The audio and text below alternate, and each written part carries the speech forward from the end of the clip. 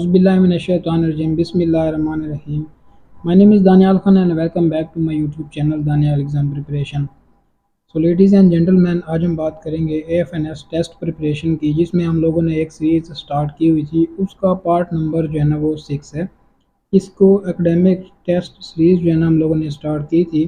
Part number 6 आज हम लोग सॉल्व करेंगे, जिसमें कि आप लोगों के साथ एकेडमिक टेस्ट के जो सवालात हैं वो शेयर किए जाएंगे। कम से कम 20 सवालात जो है ना आप लोगों के साथ हम लोग शेयर करेंगे, और ये ऐसे सवालात हैं जो कि पास्ट पेपर इनसे बन चुका है, यानी कि ये पास्ट पेपर में आ चुके हैं। तो ये पास्ट पेपर्स ही हैं आप लोगों के साथ जो हम शेयर करेंगे, क्योंकि बहुत सारे कैंडिडेट होते हैं जो कि पास्ट एक्सपीरियंस मांगते हैं, वो इस वजह से कि उनका टेस्ट वहाँ से बआसानी पास हो जाता है। तो आप लोगों का टेस्ट भी वहाँ से पास हो सकता है। जब पिछले कैंडिडेट ने टेस्ट पास किया तो आपका भी टेस्ट इंशाल्लाह पास हो जाएगा। और जो करंट एक्सपीरियंस होंगे, जितने भी एक्सपीरियंस हमारे साथ कैंडिडेट आके शेयर करेंगे, वो हम लोग आपके साथ शेयर करेंगे, और उनके आंसर भी आप लोगों के साथ शेयर किया जाएगा, ताकि आप लोगों का टेस्ट पास हो जाए। इसके अलावा आप लोग व्हाट्सएप ग्रुप को ज्वाइन करना चाहते हैं, जिसका लिंक डिस्क्रिप्शन में अवेलेबल है, वहाँ से आप लोग जो है ना वो ग्रुप को भी ज्वाइन कर सकते हैं। फ्री ऑफ कास्ट आप लोगों की प्रिपरेशन करवाई जाएगी और मुकम्मल एफएनएस के बारे में आप लोगों को गाइड किया जाएगा। सो वीडियो को एंड तक देखिएगा। चैनल पे पहली मर्तबा आए हैं तो चैनल को लाइक, शेयर और सब्सक्राइब कर लें, ताकि न्यू आने वाले इन्फॉर्मेटिव वीडियो आप लोगों को मिल सके, या कोई भी जॉब जो है ना फीमेल के लिए वो अनाउंस होती है, उसको नोटिफिकेशन आप लोगों को मिल जाए। सबसे पहला हमारे पास सवाल है जी। हम लोग एक यानी कि वीडियो के अंदर 20 सवालात को आप लोगों के साथ या इससे ज़्यादा भी शेयर कर सकते हैं, ठीक है। कम से कम यानी कि एक वीडियो में 20 सवालात आप लोगों के साथ शेयर किए जाएंगे।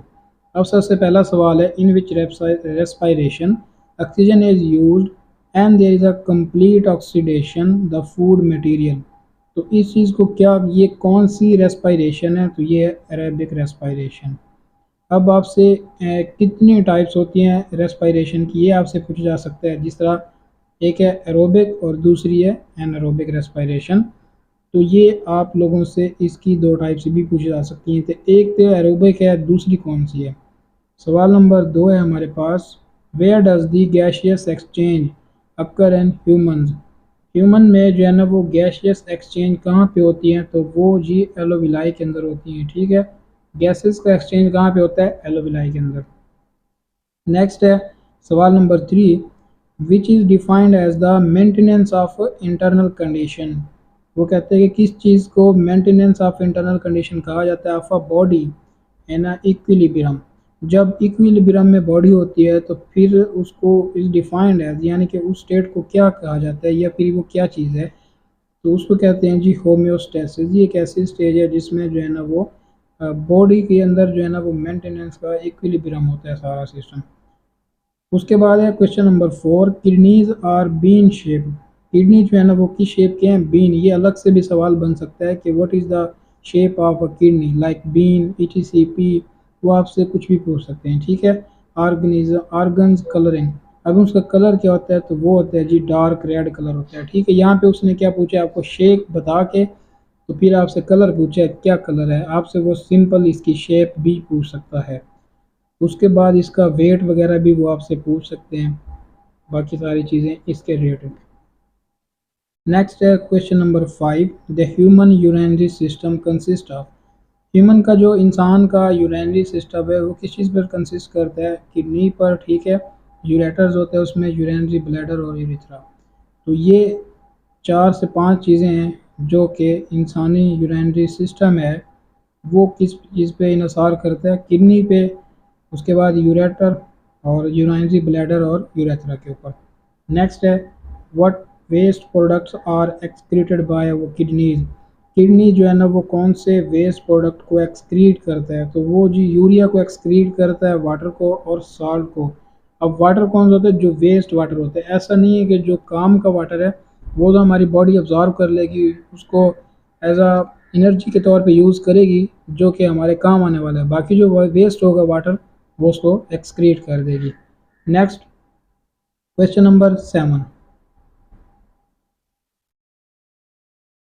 which of these enables the organism to respond to happenings in the world around it।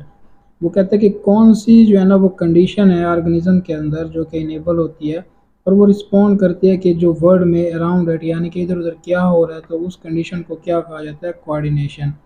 जब आपका किसी से कोऑर्डिनेशन होता है, आप सिंपल इसकी मिसाल ये भी ले लें कि अगर आप मेरे साथ कोऑर्डिनेशन में है, कांटेक्ट में है मिसाल, तो आपको पता होगा कि मैं तैयारी करवाता हूँ, या फिर मिसाल है कि मैंने ग्रुप्स वगैरह बनाए हुए हैं, या फिर मैं डेली बेस पे अपलोड वीडियो करता हूँ। ये आपको तभी पता चलेगा जब आप मेरे साथ कोऑर्डिनेशन में रहेंगे। इसी तरह जब आप किसी चीज़ के साथ कोऑर्डिनेशन में रहते हैं तो फिर आपको पता चलता है कि व्हाट इज़ हैपनिंग etc। उसके बाद है how many parts a human air has, इंसानी कान के कितने पार्ट्स हैं, 3 पार्ट्स हैं। ठीक है, वो आपसे फिर इन 3 पार्ट्स का अलग से कोई सवाल बन सकता है कि जिस तरह अभी यहाँ पे उन्होंने जस्ट पार्ट्स पूछे हैं तो वो यहाँ पे नाम भी दे सकते हैं उनके। नेक्स्ट है question number 11। Question number 11. When the significance meiosis for reproduction and inheritance was described by German biologist August Weismann। वेजमैन, अब ये जो है ना इन्होंने इतनी बड़ी स्टेटमेंट दी है और सिर्फ पूछा क्या है जी, ये जो रिप्रोडक्शन है मियोसिस का, फॉर रिप्रोडक्शन और इनहेरिटेंस, ये किसने डिस्क्राइब किया था उसका नाम बता दिया, लेकिन उन्होंने ये पूछा है कि किस सन में, तो वो है जी 1980 में, सॉरी 1890 में, 1890 में। उसके बाद question number 12। Enzyme are enable to metabolism because they act as. अब वो कहता है कि जो इंजाइम है वो इनेबल होते हैं टू मेटाबॉलिज्म बिकॉज, किस वजह से, तो उसका जो है ना वो राइट आंसर है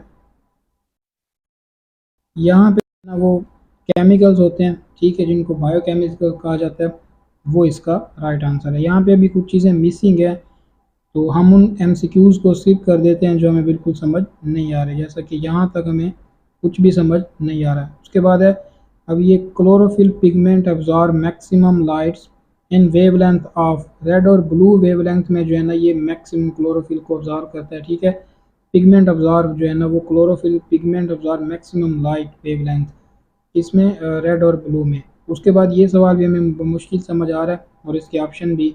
तो नेक्स्ट है proteins are composed of, protein जो है ना वो अमाइनो एसिड के बने हुए होते हैं। Approximately dash of adult human body is composed of water, इंसानी जो जिस्म है, इंसानी बॉडी है, वो जो है ना कितनी परसेंट वाटर से बनी हुई है, तो वो है जी 60% इसका आंसर है। इस सवाल को भी हम स्किप कर देते हैं। ड्यूरिंग swallowing, जब हम कोई चीज़ निगलते हैं, bolus is pushed into the back of mouth by, तो वो कहते हैं कि जब हम स्वेलिंग कर होते हैं यानी कि किसी चीज़ को निगलने की कोशिश करते हैं तो उस चीज़ को निगलने में हमारे माउथ में जो एक चीज़ होती है जो कि हेल्प करती है उस चीज़ को, क्या उसका नाम क्या है जी, टंग, ये चीज़ हेल्प करती है। तो अभी यहाँ पे इस यानी कि जो पार्ट था हमारा इसमें काफ़ी सारे सवाल मिसिंग थे, तो हम मज़ीद अगले पार्ट से जो है ना वो इसको सवालात को ऐड कर लेते हैं। ठीक है, अब यहाँ पे देख सकते हैं कि 20 से या 20 से प्लस जो है ना वो सवालात हैं, लेकिन फिर तरतीब चेंज हो जाती है। अब नेक्स्ट है taking in oxygen, taking oxygen and giving out carbon. वो कहते हैं कि जब ऑक्सीजन ली जाती है और कार्बन डाइऑक्साइड को आउट किया जाता है तो ये क्या होता है, फिर इस चीज़ को किस चीज़ का नाम दिया जाता है, ये इज टर्म्ड है, तो ये गैसेस का एक्सचेंज है। अब हम ऑक्सीजन को इन करते हैं, ठीक है, और कार्बन डाइऑक्साइड को आउट करते हैं, ये इंसानी जिस्म की बात कर रहा हूँ, तो ये क्या हो रहा है, गैसेस का एक्सचेंज हो रहा है। उसके बाद है in human body and other higher animals, humans में और जो हायर एनिमल्स हैं उनमें the exchange of gases are carried out by, किसके ज़रिए जो है ना वो गैसेस का एक्सचेंज होता है, रेस्पिरेटरी सिस्टम होता है सांस लेने का। ठीक है, तो ये रेस्पिरेटरी सिस्टम के ज़रिए इंसानों में भी और जो बाकी जानदार हैं, एनिमल हैं, उनमें भी किसके ज़रिए होता है गैसेस का एक्सचेंज, रेस्पिरेटरी सिस्टम के ज़रिए। उसके बाद है the process of gases exchange involve, अब जो गैसेस का प्रोसेस है वो इन्वॉल्व करता है किसमें, फिजिकल मूवमेंट में, that take air and in और आउट ऑफ द बॉडी। अब ये क्या होता है कि इसमें हम लोग सांस लेते हैं तो वो अंदर जाता है, फिर ये क्या चीज़ अंदर गई है, ऑक्सीजन अंदर गई है जो कि हमारे लिए फ़ायदेमंद है, जिसकी वजह से हम जिंदा हैं आज। तो फिर क्या होता है, उसके बदले में हम कार्बन डाइऑक्साइड को आउट करते हैं, तो ये क्या हो रहा है, गैसेस का एक्सचेंज हो रहा है।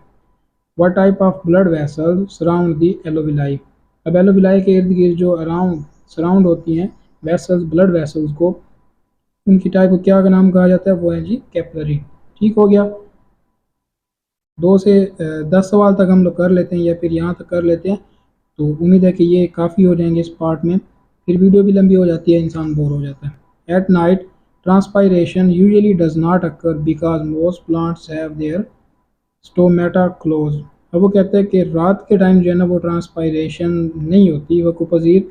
उसकी वजह क्या है कि ज़्यादातर जो पौधे हैं उनका जो स्टोमेटा है वो क्लोज हो जाता है, और जिसकी वजह से फिर वो हमें उल्टा जो है ना वो रात के टाइम पौधों के नीचे भी ये भी कहा जाता है कि नहीं सोना चाहिए। वो वजह यही होती है कि रात के टाइम उनके स्टोमेटा बंद हो जाते हैं और वो ऑक्सीजन की फराहमी हमें नहीं करते। तो क्या वजह है जी, स्टोमेटा उनके बंद हो जाते हैं।